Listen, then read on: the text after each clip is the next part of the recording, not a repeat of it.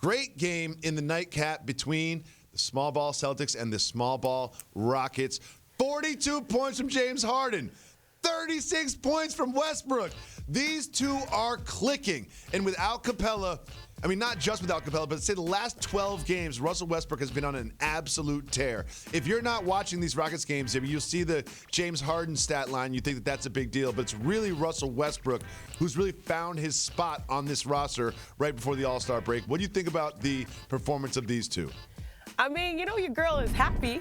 Sometimes they make me mad. Sometimes they make me scared, especially with the gamble. They made a big bet on the Beard and the Brodie, a huge bet. And guess what? It's sort of kind of paying off. Now, one thing I really like, James Harden, a lot of people, the reason why people are like, oh, I don't want to watch the Rockets, all it is James Harden, dribble, dribble, dribble, dribble, dribble, step back, dribble, dribble, dribble, dribble, dribble, get to the rim and get fouled.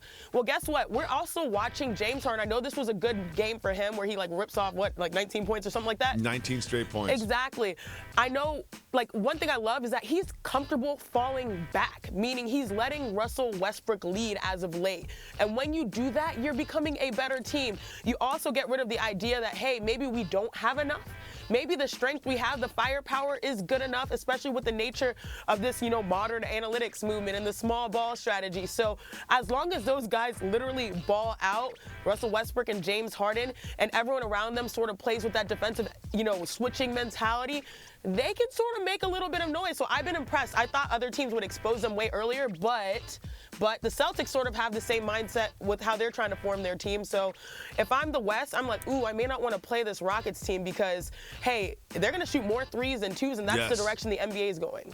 Yes, and I mean, since they've sort of like traded Capella, you've seen them against the Lakers. You know, I mean, you've seen them against the Celtics. Like, they've showed up. This experiment is paying off thus far. But my question for you is, in a 7-game series, when everything slows down and all those little weaknesses and all those little weaknesses that you have just turn into such big deals, do you think that they have what it takes to win a 7-game series in the playoffs? When it becomes a lot more strategic. They wouldn't let me land in Bush Intercontinental Airport or Hobby Airport if I said they didn't have a chance. Houston always has a chance, okay?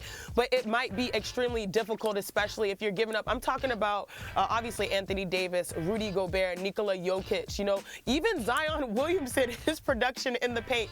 These guys are going to be forces to be reckoned with, especially in the half court. You still have James Harden who can get you ISO buckets in the half court. But I do like Russell Westbrook just because he has completely flipped the switch on this team. He plays with a different tempo. And in the playoffs, those can be extra 10 or so possessions that make the difference between winning by 2 or down by 1 to up by 5. And that's what gets you wins on the road. What's up? Thank you so much for watching ESPN on YouTube. Don't forget to download the ESPN app. And if you want more premium content, which you do, make sure that you subscribe to ESPN+. See you soon.